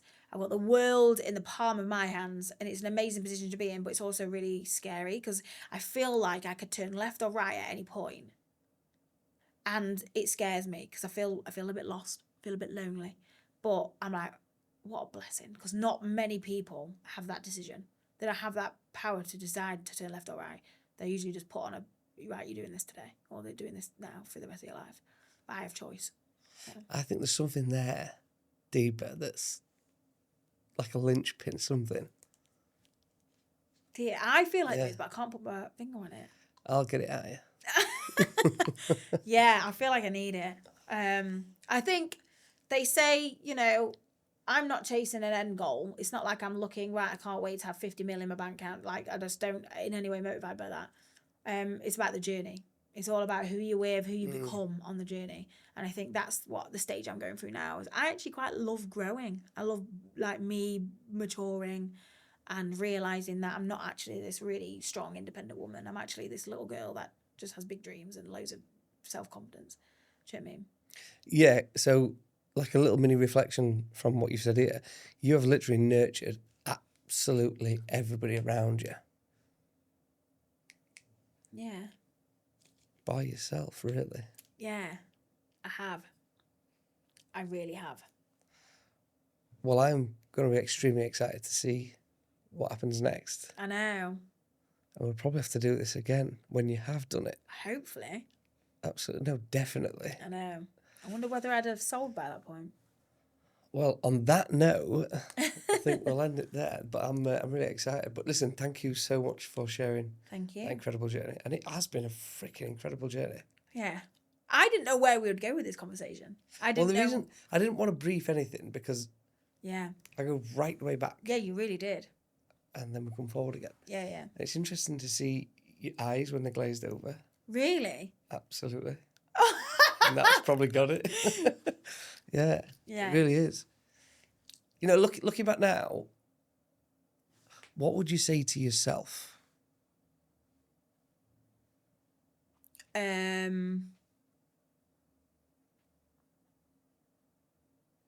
Don't be so afraid of losing other people. Be more afraid of losing yourself. I lost myself 2 years ago, completely. My business owner, by the way, the guy that I started the business with, I bought him out. He ended up really struggling with his mental health and alcoholism and all this sort of stuff. So I had to buy him out, and I didn't know what the fuck I was doing, and that's how I met Azam. He helped me through that commercial negotiation, all that jazz. I lost 3 people that was really close to me in the business. There was 3 of my really good friends. They ended up trying to screw me over, taking Blizz business basically, starting their own thing. And then I found my partner having an affair. So I felt like at the time 2 years ago, I lost everything. It was like I crumbled. But I felt like I'd put the business first before me, and I lost myself. Losing other people, I lost loads of people. I lost my partner, who I was madly in love with. I lost my business owner, who I cared about so much. And I lost 3 of my friends in business that I thought was going to be there till the end. And I lost all of those people. And I think it brought back the trauma of losing my dad. And I hated losing people.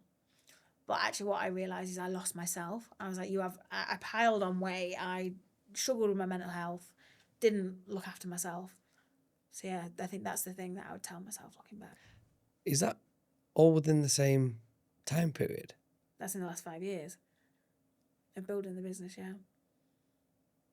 So when you was doing the buyout, you say your personal partner, Yeah, it was just after it. so you'd done the buyout. Was that going healthy? No, it was really hard. Yeah, the buyout was really hard. What was hard about it? I did not believe that I could run the business on my own. He was like an emotional support rather than anything else. Like, just, you know, when someone's just there, I'm like, yeah, just stay there. Because I feel like you're there and it makes me give confidence to go sprint, right? So he was this emotional support in that way. So I did not feel confident doing it on my own. And admittedly, when he wanted to leave the business, we went for dinner. And he basically said, I need to leave because I've got some issues. And I loved him. I did love him. I cared for him so much as a friend. But at that point, I saw this like switch where I said, well, what do I do? What does it mean next? He said, yeah, you best go get a lawyer. And that's when I thought, shit, this is business. This is not me and him talking as friends anymore. This is business. And he asked for an insane amount of money to leave the business. And I didn't know where the fuck I was going to get that money from. And I remember asking so many people, what do I do? How do you get that sort of level of money? I ain't got that money. I ain't got a tenner to scratch my arse with. Do you know what I mean? Like, the business was making a lot of money, but it was all in the business.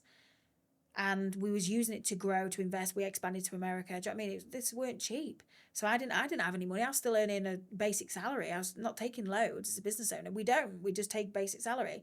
So yeah, I didn't know how the fuck I was going to be able to pay this guy out. So what I ended up learning was how to buy somebody out. But what happened is the business really struggled, and it ended up, his value of his shares basically was not worth what he thought it was.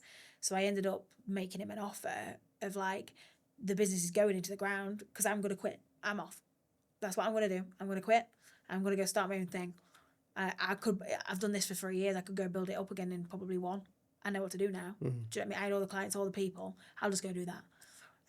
Or just take this amount of money and fuck off. And he took it.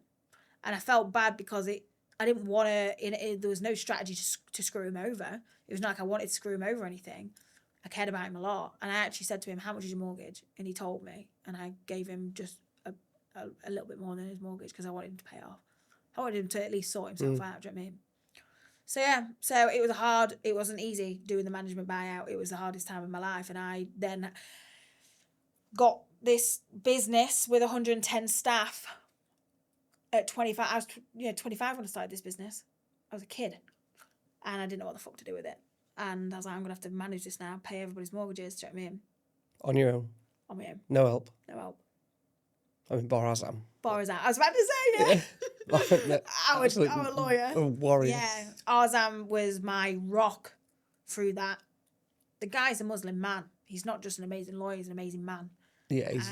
I mean, I can't put into words... He's amazing. What that man means to my life. Same. I feel like you ever see those movies where there's like a guardian angel and they do amazing things to help people and then all of a sudden they just disappear and you realise, fuck me, they weren't real. There was this guardian angel. That's what I feel like Azam is. Yeah. That's how I feel about him. Hold him close. Close. Yeah. Oh my God, I adore that guy. He's amazing. He saved everything for me, including me. Like he has so much belief in me. He's like my dad again. But yeah, I was actually with him for dinner 2 days ago. So yeah, I went through the management buyout and I ended up with this weight of 110 staff and a massive business. Who was holding you up, Bar Azam? My partner at the time, or at least that's what I thought. What was going on there? He was shagging someone at work. At your work? No, his work. Ah. Yeah. How did that make you feel? Because I lost my business partner. Because I'd lost my friends who ended up starting their own agency and taking bits and bobs and friends and whatever, I was going through I felt like I'd lost myself, I piled on weight. I didn't have a lot to give anymore. And I felt like everyone was taking parts of my soul. And I think if you knew me back then, you'd have felt sorry for me. I feel sorry for me. I look at bitch, I feel, oh, my poor bastard. That's how I feel when I look at me. I was so struggling, holding the world up at 27 years old. You know, I was such a kid. And the only thing I had left was Jack, my partner at the time. And it was like he was these little 2 stilts just holding me up, giving me strength. Because he was someone I could go home to and just... Unload. Yeah, and just crash into. Yeah. But yeah, when I found him then cheating, it was like those two stilts just fell apart and I just crumbled. And I did crumble. I crumbled for about a year and a half, and I just lost myself. What did that make you feel like? Alone. What does alone feel like? Nobody's coming to save you, Carrie. Nobody's got your back. I think what I realise is like when things get tough, you are on your fucking own. You are in life. You know, like when we die, you're gonna realise you're gonna die fucking alone. That's how I feel. Like it's like I've accepted that. Do you know what I mean? You don't just accept that in that moment, do you? I know. I think it's just because of the build-up of it. I've lost people in my life and in traumatic ways. So yeah, it was real sad. It was really sad. I did not expect it either. I did not see that coming. Never in a million years. I swear on my life, he was acting strange, and I always remember his mum saying to me, "Do you think he's having a..." Because we was all trying to figure him out, what was going on, because he was playing a mental health card, all this jazz. And I said, "I don't know what's going on." And she said, "Do you think he's having an affair?" And I said, "Nah, never in a million years. Jack would never cheat on me. He loved me so much." And then he was. I couldn't fucking believe it. Could not believe it. If I had £1 million in my pocket right now, I'd put it on that he'd never cheat on me. I swear on my life. And I'm a smart person. I could read the fucking room. Do you know what I mean? I never thought he'd do it like that to me, but he did. So it broke me. Where were you when you found out? I was in America. I was in New York. On your own? I was with Will, the guy. So your business partner? Yeah. So you did buyout? I did the buyout. I was running the Had business. that completed? Yeah. You're now back in America trying to inspire and... Trying to turn it around, get it going. Do you know what I mean? And I did. So I was in America trying to make it work, and my partner at the time was acting all strange, and he was saying that he was struggling with his mental health and all this sort of thing.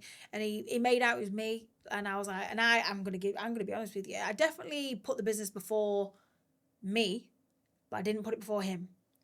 I did not put it before him. I know I didn't, because I took him on the journey with me. Wherever I went, he went. I did everything to make him feel home, feel safe. I did everything to make him feel loved. But yeah, Were you making you feel loved? No, not at all. Not at all. You know that write the theme tune, sing the fucking theme tune. That was me. I was doing everything. That's what I felt like. I was holding the world up, his world up, my world up, everybody's world up, and I did not get reciprocated in that way. So I was confused. I was like, what's going on with him? Like, why is he like acting the way he is? And he blamed me, you know, work, you put business first and all this sort of stuff. And I was like, no, I don't. So I was doing everything to like basically, I asked him to come to New York with me. And he said no and all this. Anyway, and I was in New York. And when I found out, the weirdest way to find out, but I found out, and I swear on my life, I cried. I was in the, you know, like a street where there's like thousands of people just walking by. You can imagine New York busy, thousands of people, and it was like it was a silent. And I just crashed to the ground. I was literally on my knees, crying my eyes out, and I burst out laughing. And Will was like, "Carrie, what are you doing?" It's like I'd lost the plot. I was howling, like laughing my head off. And I said, "I've realised it." And I said, "It ain't me. It ain't me." Because I convinced myself it was me. I'd fucked up. I'd let everybody down. I'd done that. Do you know what I mean? I was convinced myself it was me. And I just was laughing, saying, "It ain't me. It ain't me. He's having a fucking affair. It ain't me." How did you find out? The maddest way. I was going into a meeting with Pretty Little Thing. And you know when Instagram algorithm suggests a friend request? You should be friends with these people. And it came up and it was just a grey account and it said JXF. And that's his initials. And I was thinking, is he creating a new Instagram account or something? So I clicked on it. It said, you know, recommended friend. So I clicked on it. And it said, no posts, no nothing, no picture, no nothing. But it had one follower and one following and it was private. I was thinking, so I tried clicking to see if it was the what, but it wouldn't show me who the follower was. I was thinking, what is this? Why? And I looked at the information. It said it was created like 2 weeks ago or 3 weeks ago, something like that. So it was a brand new account. And whilst I was on that account, it recommended me another thing that, you know, like the algorithm saying, you recommend to follow this girl called Emily, whatever. And I was like, who's that? So then I clicked on that. It's like it's like someone sent me something. Here, you'll figure the rest out. Here's a little sign, you'll figure the rest out. You're a smart girl, you'll figure it out. So then I clicked on this Emily's profile, thinking, don't know. And then I clicked on her followers and typed JXF, and she followed it. And then I went on her follow in. I was thinking, oh, so the one follower and one follow in is her. And then I realised she worked with him. And I was like, he's having an affair. He's fucking having an affair. That's what it is. And I basically rang him and said to him, I know everything, by the way, about... I didn't know anything, but I told him I did. I said, I know everything. I've read all the messages and everything. And he was like crying and said, I'm so sorry, I'm so sorry. I didn't know shit. All I knew was that there's a weird account on Instagram. That's all I knew. But I just made him think that I knew. And he ended up confessing, so... And I had to tell him, I didn't actually know him, by the way. He was like, what? I said, yeah, I didn't know shit. I just saw an Instagram account. I said, don't know what the fuck it was. I was halfway about to go to a meeting with Pretty Little Thing in New York. And I thought, what the fuck's that? So, yeah. But it was like somebody sent me that. It was like a gift. How does it feel? Oh, just betrayed. Completely lost. Heartbroken. Oh, I went really sad. Really sad. What does heartbroken feel like? When you're truly heartbroken, you actually do feel it, you know. Like you pain. You have like your heart aches. It's like a horrible feeling. I've been in times where you think you're heartbroken, you know what I mean? Your boyfriend finishes you or whatever. And you're not. But yeah, these two, the moment of losing my dad and the moment of finding out about Jack, I felt my heart break. It was just a horrible pain of emptiness. That's what it feels like. Of like your heart's just hollow. It's just like cracking. Do you know what I mean? That's what it feels like. It's a horrible feeling. Horrible. But yeah, took me a while to get over that. Is there anyone you kind of like went to? Someone like emotional support? Yeah, I have a lot of good friends. I have a lot of good friends. Friends that love me, friends that want me to win. Anyone that you can open up to? Yeah. Yeah, and I just cried for days. What were you crying about? Losing him, me. Felt like I'd fucked up. Felt weren't good enough. At the time, I'd piled on weight, and because of the stress of the business, because of the stress of the buyout, and I didn't look after myself, so I blamed myself. I hated myself. I hated myself so much. Why? I did. Do you know what I did hate? Here's the interesting thing.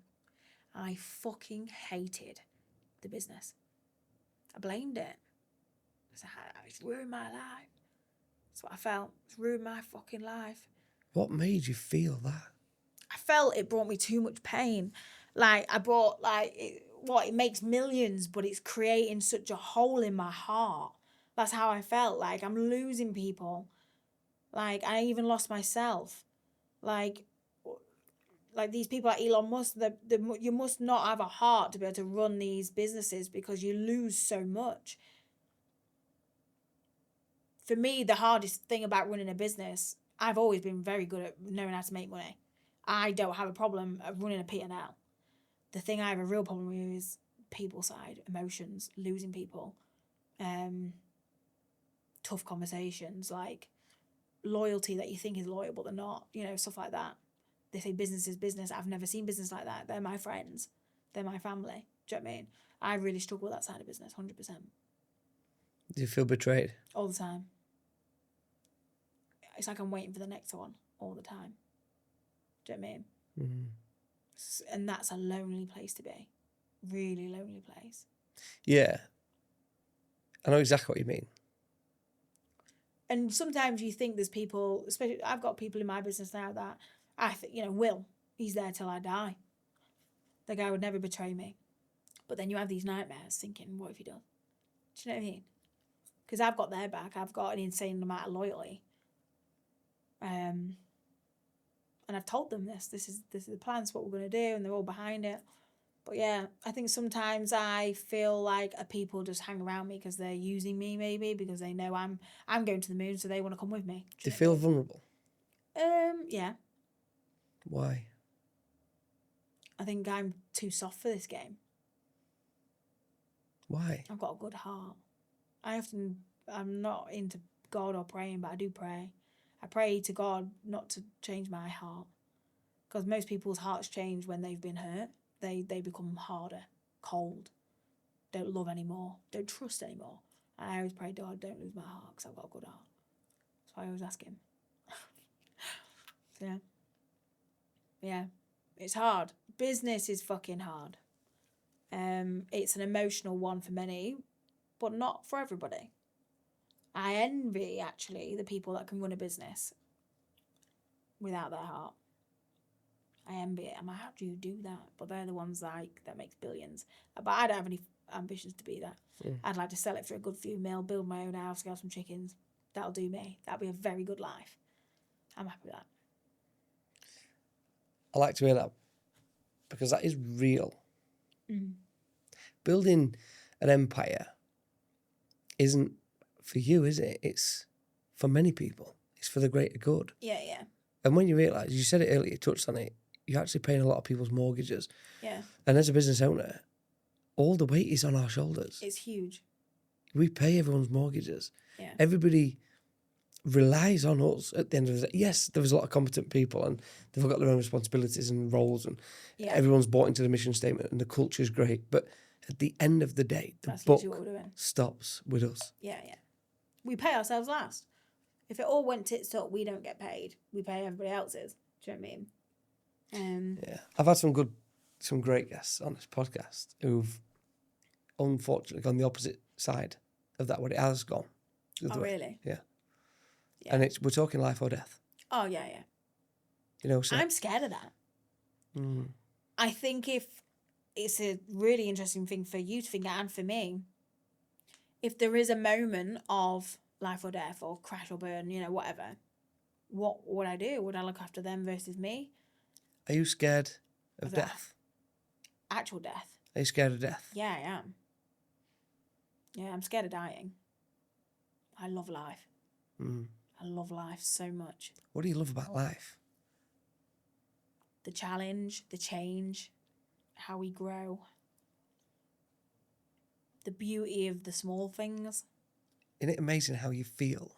Yeah, yeah. How you see other people and make them feel amazing. Yeah.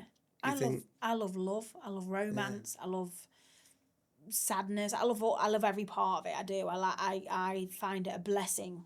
It's a blessing to experience any of these things in life. But yeah, I do love life and I am scared of death. I'm scared of getting old. We're never getting old. I'm trying not to. Botox. But yeah. Yeah, I love life. And I'm trying to be more grateful. I think that's the one thing I'm trying to be is more grateful. Because I think I am grateful. But the thing I don't do enough of is live in the moment. You know, there's that saying, so many of my friends, right? You asked me earlier, you living to work, working to live. So many people are alive, but not living. Yeah. They get up, they drop the kids off at school, they go to work, they come home, they cook the tea, they walk, do the pods. Do you know what I mean? They're alive, but they're not living. I feel I'm living so well. I fucking hell, like, you ask any of my friends, my family, I'm like, Carrie Rose, she does life well. She lives. I don't feel alive, though. The basics of life, the getting up, cooking the tea, doing the breakfast, dropping the kids up, I don't do any of that.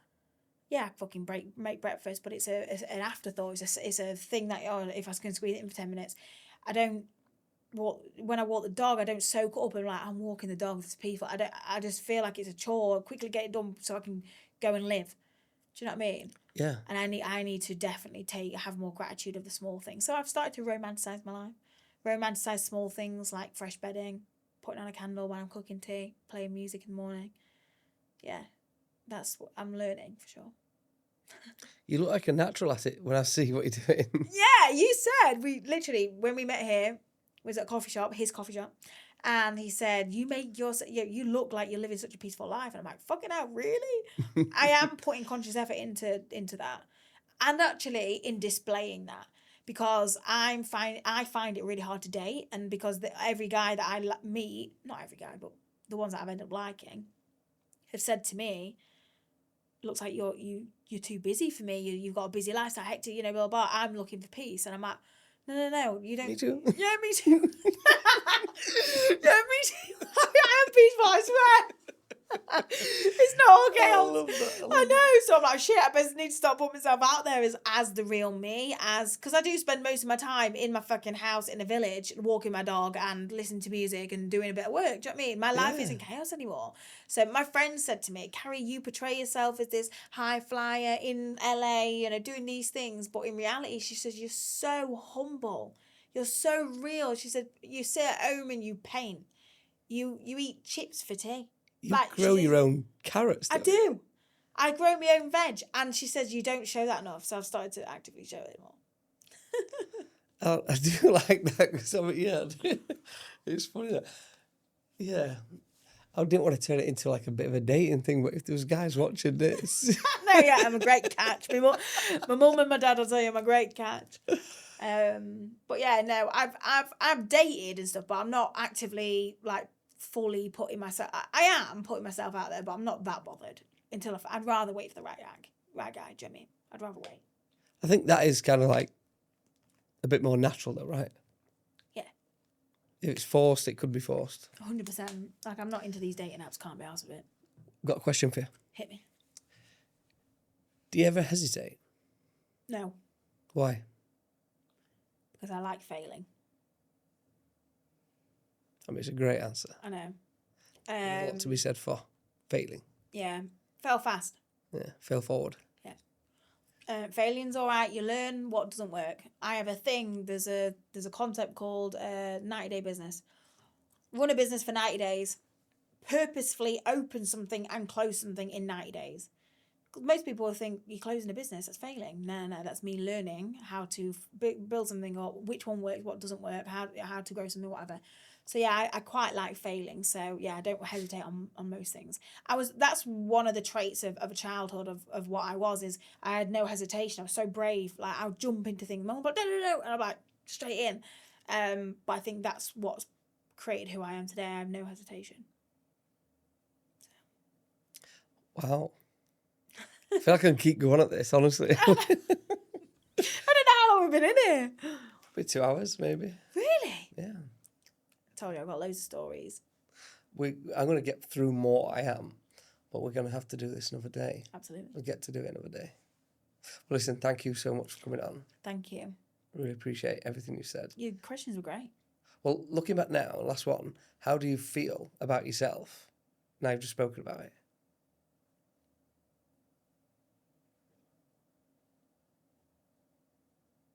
I think I realise how great I am. Yeah. Like, I always say, I'm normal. You're not normal, Carrie. Like, You're exactly who your dad said you are. Yeah. You're special. Yeah. There you go. And on that note, thank you so much. Thank you.